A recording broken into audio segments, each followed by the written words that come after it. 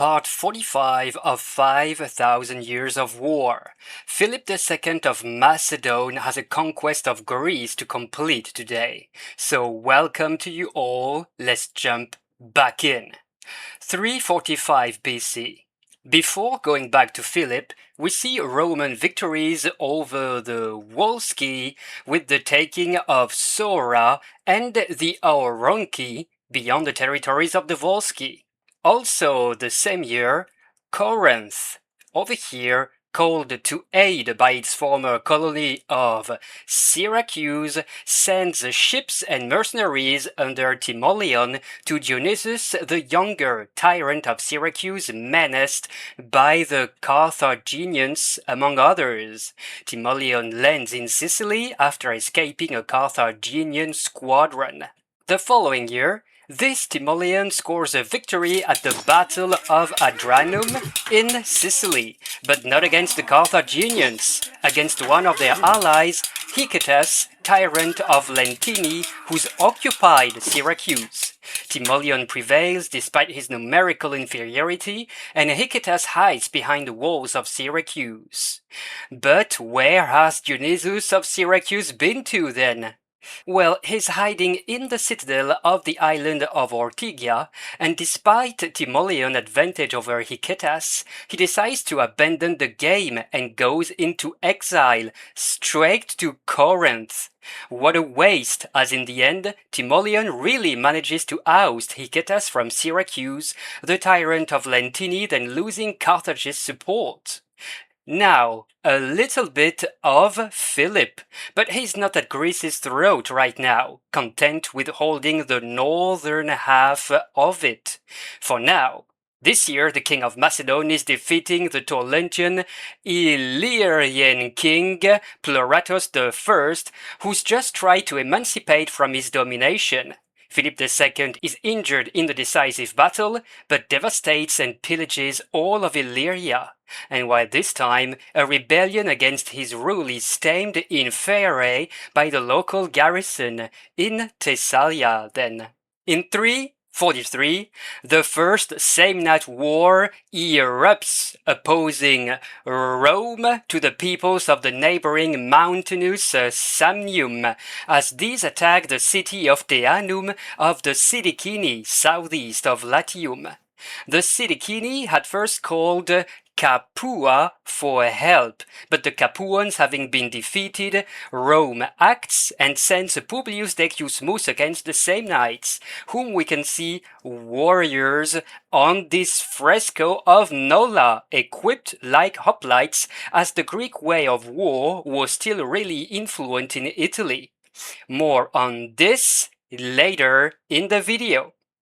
This same year in Egypt, the Persian Artaxerxes III Oikos beats the last pharaoh of the 30th dynasty of Egypt, Nectanebo II.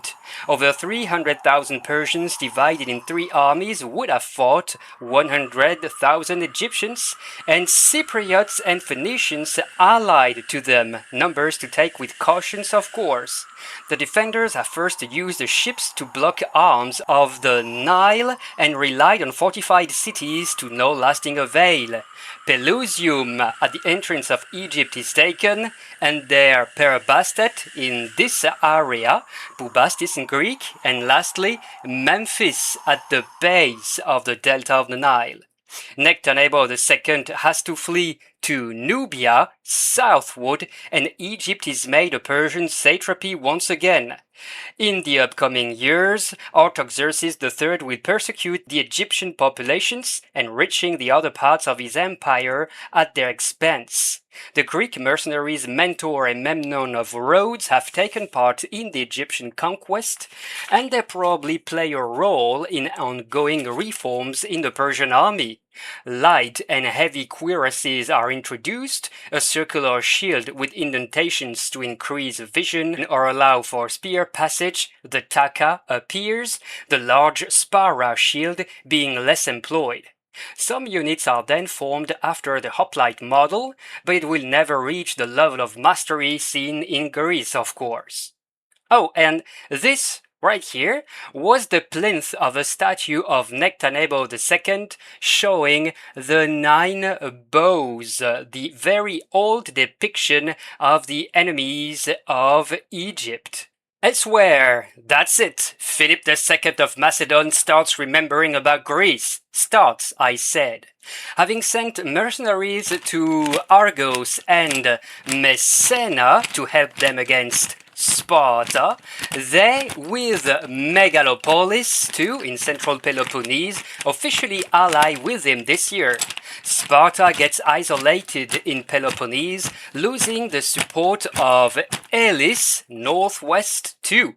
Philip II then marches against agitated Thracian Chersobleptes I, who's been annoying the Greek cities of the Hellespont. The Macedonian beats him several times, taming him for good. And in Crete, Archidamos III of Sparta's intervention to Lyctus' profit against the Knossos allows for the first city to prevail against its rival, which mercenaries were causing it difficulties. The war is said the Foreign War, as it supposedly was the first war in which strangers from Crete would have intervened in the island's affairs. 342 BC. Landing of the king Archidamos III of Sparta, visible here of course, in Italy now. He's traveling. With mercenaries, he intends to combat diverse peoples of Apulia to Taranto's profit. Taranto being a Lacedaemonian colony. Archidamos will fight here until his death in 338.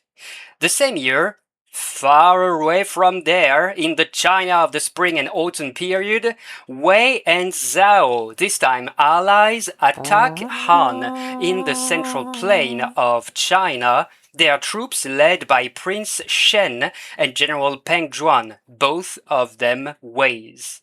The king of Qi, Kingdom of the East, Xuan, has promised to help General Zhao of Han against this aggression, but, upon counsel from his minister Sun Bi, he cunningly waits for both sides to be really weakened by the fightings before stepping in. Only then sends he his general-in-chief, Tianji, who directly attacks Daliang, capital of the Wei. The Wei have to turn back from their campaign, their 100,000 men, Peng Zhuan leading them, marching against the Qi army. Zhuan first fears a trap, like in 353, but seeing the Qi withdrawing before his advance, showing fewer campfires every night and abandoning more material every morning, he truly thinks he got them. Peng Zhuan and Prince Shen of Wei ride at the vanguard, impatient to catch the routing Qi. But it was all a ruse of Tianji, of course. He, still advised by Sun Bin, ambushes them in the wooded pass of Manling, in the Henan province today, with 10,000 archers by night. The elite cavalrymen of the Wei are defeated, Prince Shen captured, Peng Zhuan killed. The dominant state of Wei loses its place to Qi. For now. 341. Peace is renewed between Rome and the Samnites after 2 years of conflict. Publius Decius Mus and the Roman phalanxes have shown difficulties getting at their enemies, more or less similarly equipped, but using the pilum javelin and fighting in maniples, a more flexible formation and better suited to difficult terrain. But the Samnites have nonetheless, in the end, been dominated, and both the pilum and maniple will be reused by the Romans one day. Back to China a little, where a Qi, Kingdom of the East, remember, campaign seizes Wei lands west of the Yellow River in central China. The Qin, Kingdom of the West, is rising in power in the middle of reforms to increase its capacities. But Qi being east and Qin west, being separated by Wei, Han, Zhao, they haven't fought each other so far. And here is a Shukonu, a repeater crossbow with the magazine on top, of the state of Shu of southern China. Back to Europe. This year or the next, Athens strengthens its grasp over Euboea, this long island, sending Phocion on the island. The tyrants of Eretria, Cleitarchus, Oraio, Philistides, and Chalkis, Callias, are submitted. After a certain battle of Chaeronea, Euboea will fall under Macedonian control. North of there, Chersoploptes I of Thrace dies, and Philip II of Macedon gets total control of Thrace. And this starts seriously worrying southern Greece, Demosthenes of Athens pushing for an alliance between his city, Thebes, Corinth, Megara, and Euboea. Well, this one doesn't get a choice, I guess. All this against Philip, who's still reinforcing his armies. And in the south of nowadays Romania, the Scythians attack the lands of the Getae. Their king, Cotholas, in difficulty, will call Macedon for help. Passing to 340, a new Latin insurrection starts against Rome's domination. Volsci and Oronci join the rebellion, but the companions, the Sidicini of Capua among them, and the Samnites side for Rome.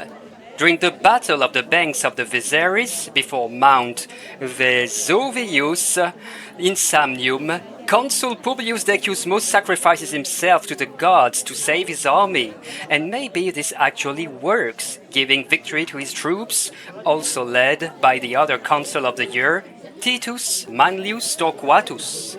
Worst case scenario is that it was a draw. Well, this time in Anatolia, Caria, precisely.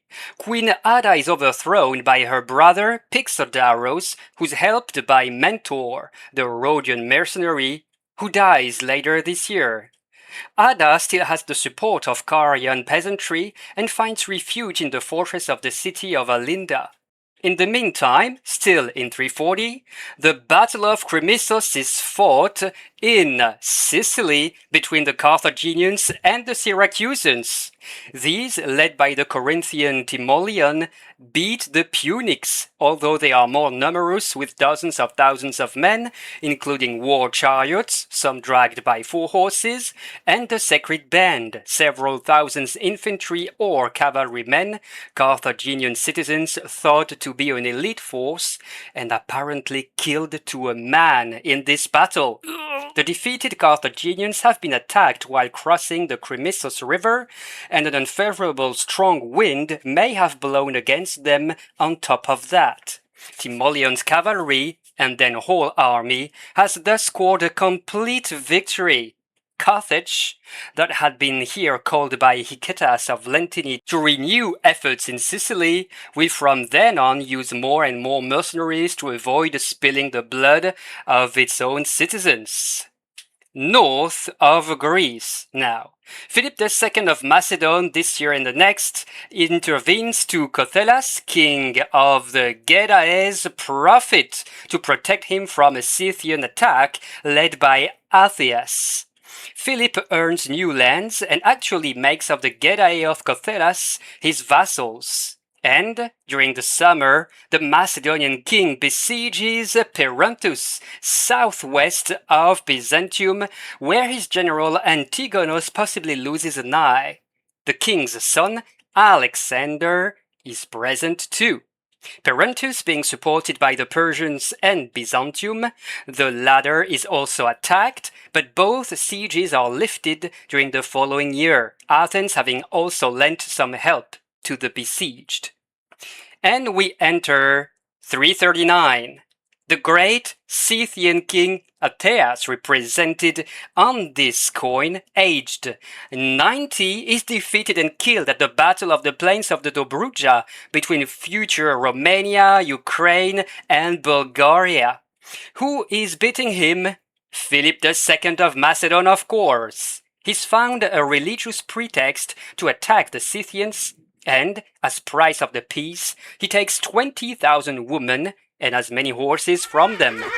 Earlier in his reign, Atheas would have scored a victory over the Triballi Thracians by making his foot soldiers or non-combatants rise large clouds of dust on the enemy's rear to frighten them and put them to flight.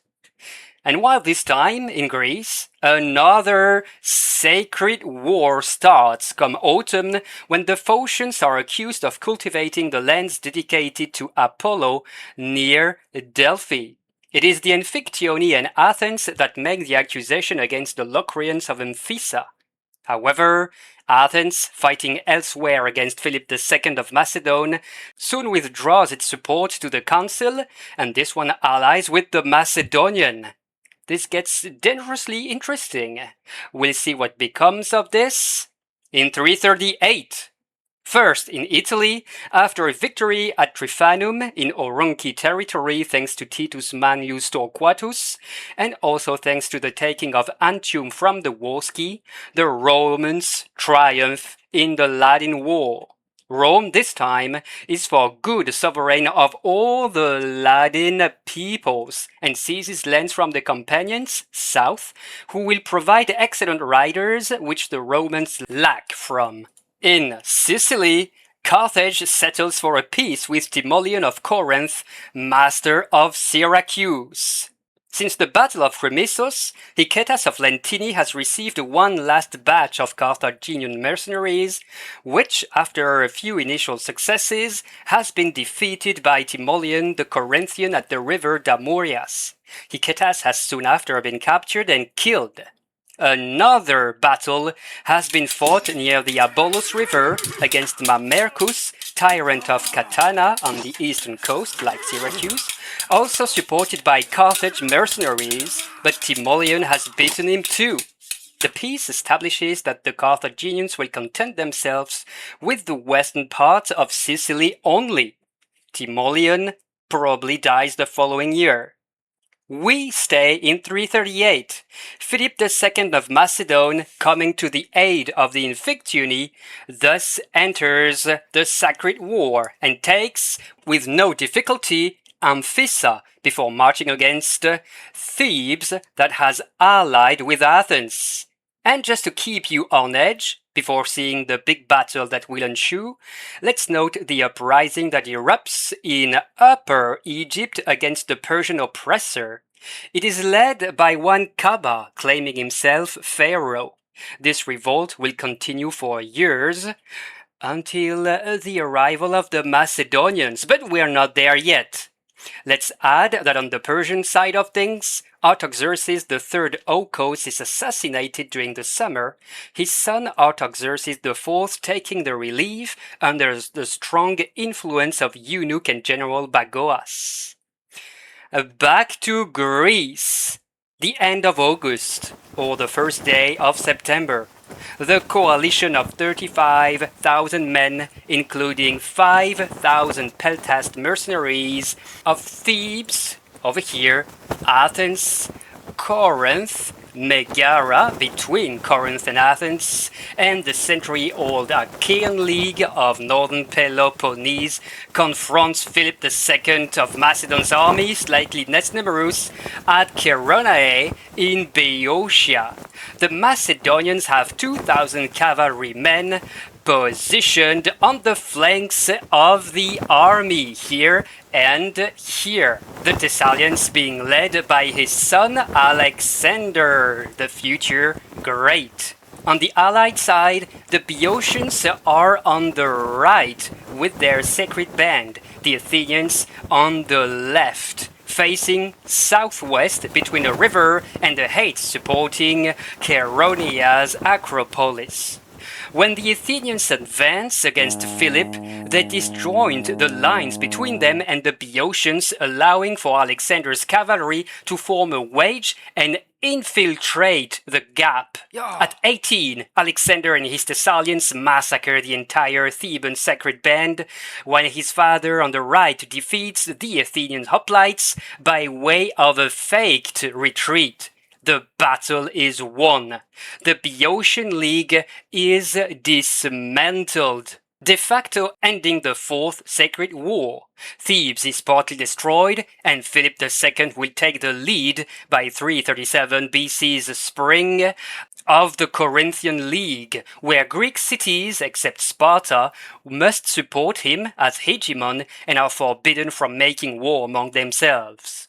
Macedonian garrisons are installed in Corinth, Thebes, and Chalcis on the island of Euboea. And these are Macedonian soldiers on this Agios Athanasios tomb fresco. Note that Athens, thanks to its orator and negotiator Demades, suffers no destructions and gets its 1,000 dead bodies from Chaeronea back, with 2,000 captured. And to close the year, Archidamus III of Sparta dies before the walls of Mandonion or Manduria in southern Italy or Great Greece, fighting the Lucanians and or Messapians for Taranto. Enough for today. Next week, a real gentleman but hungry for conquest will step in after his father Philip II. It is, of course, the great Alexander. This will be a special episode covering his entire and glorious reign, so don't miss out on it. Like, comment, subscribe, and have a great day, folks. The Archivist, signing out.